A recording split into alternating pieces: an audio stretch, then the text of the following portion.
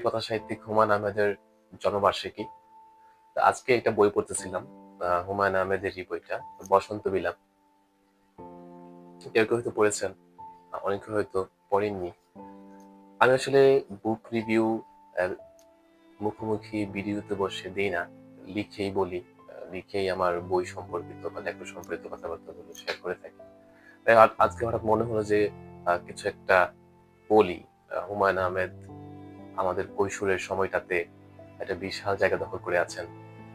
বিশেষ করে আমার ক্ষেত্রে আমি জিপিএস বা গ্রাম পাঠসংঘ পাঠাগারে আহ, নিয়মিত আসা যাওয়ার কারণে ওখানে একটা শেলফি আছে হুমায়ুন আহমেদের বইয়ের উপরে।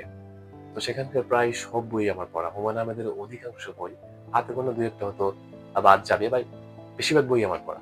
তো হুমায়ুন আহমেদের সাথে আমার কৈশোরের স্বর্ণালী সময়গুলো কেটেছে। তো তার প্রতি আমার একটা আবেগের জায়গা রয়েছে। সেই জায়গা থেকে ভাবলাম আজকে কিছু তো কথা বলি। আর কিছুদিন আগে নুহাশপল্লিতে গিয়েছিলাম। নুহাশপল্লী চমৎকার একটা জায়গা। হুমায়ুন আহমেদ তার বিভিন্ন বইয়ে নুহাশপল্লী নিয়ে অনেক কথাবার্তা বলেছেন, অনেক কিছুই লিখেছেন। তো যখন নুহাশপল্লীতে গিয়েছিলাম তখন বারবার সেই বইয়ের কথাগুলো, সেই চিন্তাগুলো মাথার মধ্যে আসতেছিল যে হুমায়ুন আহমেদ যদি জীবিত থাকতো তখন কেমন হতো, বা তার সাথে একটা আহ কথোপকথন হতে পারতো, যেহেতু উনি একটা আমাদের বাংলাদেশের সাহিত্যে বিশাল অবদান রেখে গেছেন।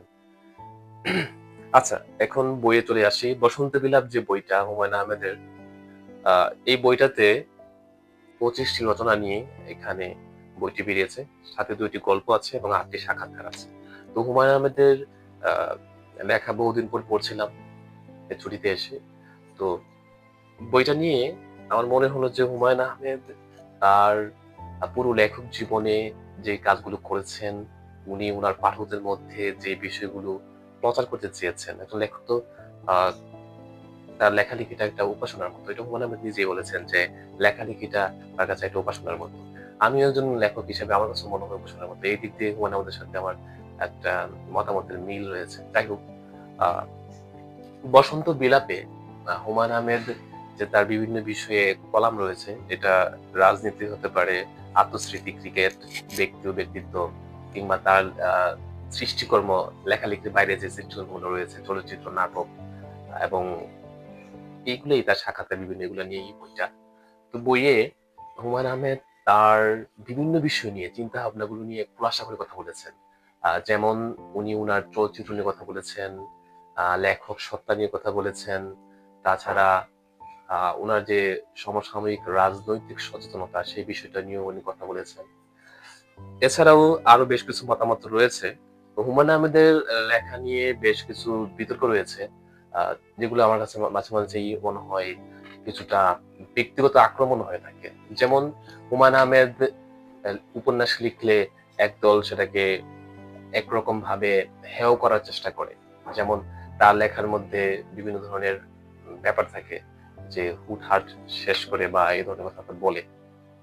তবে এখন আমার কাছে মনে হচ্ছে যে হুমায়ুন আহমেদের যে লেখাগুলো আমাদের প্রজন্ম বা যারা আগে পড়েছে, তারা যখন একটা সময় পার করে, বিশেষ করে তার কৈশোর কালটার মধ্যে হুমায়ুন আহমেদের লেখার সাথে অধিকাংশ মানুষই পরিচিত হয়।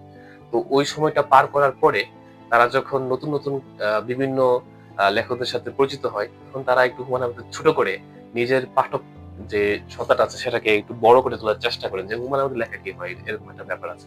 এটা আসলে হাস্যকর। আর অনেক সমালোচক রয়ে আছেন যারা হুমায়ুন আহমেদের লেখাকে জনপ্রিয় বলে একটু হেয় করার চেষ্টা করেন। জনপ্রিয় সাহিত্যকে নিয়ে অনেকেরই মাথা ব্যথা আছে। জনপ্রিয় সাহিত্য, আমার কাছে মনে হয় জনপ্রিয় হলে একটা সাহিত্য যে ফেলার বস্তু হয়ে যায়, ব্যাপারটা এমন না। জনপ্রিয় সাহিত্য কেন জনপ্রিয়, সে ব্যাপারটাও ভেবে দেখার বিষয় রয়েছে। সেদিক থেকে হুমায়ুন আহমেদ যথার্থ মূল্যায়নের জায়গাটুকু আরো অনেকটা বাকি আছে। আমার মনে হয় হুমায়ুন আহমেদকে আরো বিভিন্ন দৃষ্টিভঙ্গি থেকে বিচার করা চাই। হুমায়ুন আহমেদের সাথে কৈশোরের বেশ কিছুটা সময় কাটিয়েছি হুমায়ুন আহমেদের বইগুলো পড়ে। একটা যে আনন্দ আছে, বই পড়ার যে আনন্দ, সে বিষয়টা রয়েছে। আর হুমায়ুন আহমেদ তার সাক্ষাৎকারগুলোতে বলেছিল এক জায়গার মধ্যে যে আহ উনাকে যে বলা হয়, একটা ক্রেডিট দেওয়া হয় যে উনি পাঠক শ্রেণী তৈরি করেছেন, উনি বলতেছে যে উনি আসলে ওনার নিজের পাঠক তৈরি করেছেন। পাঠকরা দেখা যায় উনার বইই কিনে বেশিরভাগ ক্ষেত্রে, অন্যদের বই কিন্তু যেমন আগে কিন্তু তেমনটাই আছে। তো এই ব্যাপারটা দেখে উনি বলেছিলেন যে পাঠকরা আসলে উনি আসলে উনার বইয়ের পাঠক বাড়িয়েছেন। হুমায়ূন আহমেদের বেশ কিছু কাজ আমার খুবই মাস্টার ক্লাস মনে হয়েছে, যেমন লীলাবতী নামে একটা উপন্যাস রয়েছে, মধ্যাহ্ন একটা উপন্যাস রয়েছে, তাছাড়া ওনার প্রথম দিকের যে উপন্যাসগুলা নন্দিত নরকে, শঙ্খনীল কারাগার, আর ওনার একটা ছোট্ট একটা মুক্তিযুদ্ধের উপন্যাস রয়েছে, সেটা হচ্ছে নির্বাসন।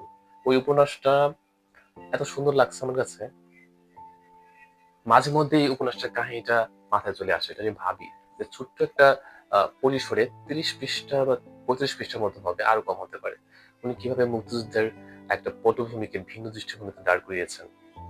হুমায়ূন আহমেদের যে ঐতিহাসিক উপন্যাসের কথা বলতে গেলে আহ বাদশাহ নামদার যেটা আছে, হুমায়ুন বাদশাহ হুমায়ুন, মুঘল সম্রাট যে হুমায়ুন, তাকে নিয়ে উনি আহ উপন্যাসটা লিখেছেন।